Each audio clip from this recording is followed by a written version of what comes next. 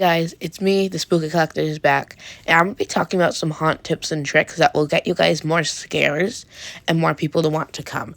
So as you guys know, when you start doing haunting, I actually did like a outside like haunt for people to actually see in 2024 as my first year. My first actual haunt was in 2023. One of the things I did learn in 2024 is that Demonica is not really a graveyard prop. So that's why the next year I did put her in the Haunted Manor in 2025.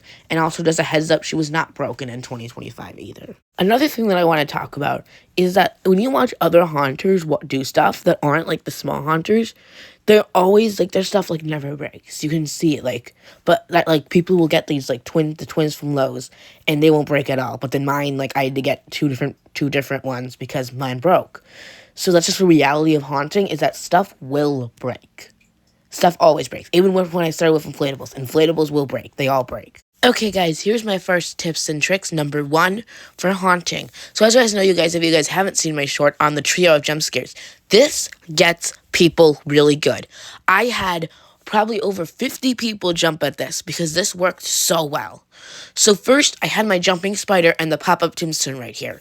So as you guys know, if you guys do own the Dark Princess or have seen a demo, she has to like say her stuff and then she pops. But the pop-up tombstone and jumping spider go right away. So first you get them to jump if they jump at that. But then they don't suspect the Dark Princess moving, and then when they start walking away, they have their guard down, they get jump scared. This worked so well, and I'm definitely doing this in my 2026 haunt. Okay, guys, here is my second tips and tricks for this video for your haunt. So one of the things that you really want to do as your haunt is sell a theme. Each year, I am working on a theme. The first year was getting the graveyard to look like something. This year was finishing the graveyard, making it look really well. And this year, for 2026, I am going to be making the Ghost Manor is going to get walls. And then I'm going to make the pumpkin patch look way better than it did last year, just being in front of Ghost Manor and in my driveway. But as you know, it's one of the things you want to build, and you don't just want to have animatronics. My mom always tells me I always own too many animatronics and not enough ambiance. You want to get stuff like the Home Depot, how they have the archways, how they have the stuff like the new pumpkin vine creature that I want to get. That would be perfect. That's ambiance. It lights up. It stands there. It isn't an animatronic.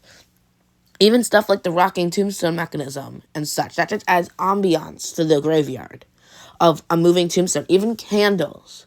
Caution tape. Last year I added a lot of caution tape to stuff because it really sold the theme. So even the little stuff like that works out really well. Another thing other haunters never show you is how stressful a haunt can get.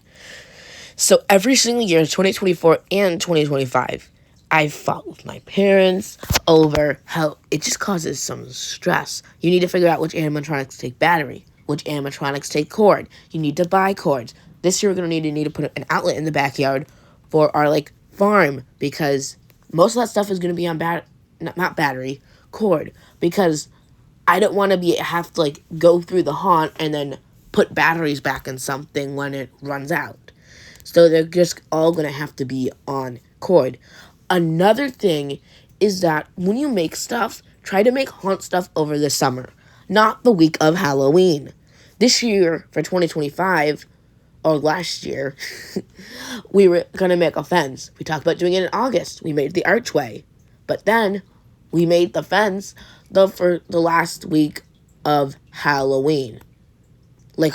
Why? My dad could have made it weeks before, but he didn't. So that's why you always do it during the summer, because then that causes added stress that you don't have something done. I hope this will help you guys with if you guys are doing a haunt this year, and thank you guys for watching. Make sure to subscribe and stay tuned for an upcoming unboxing video.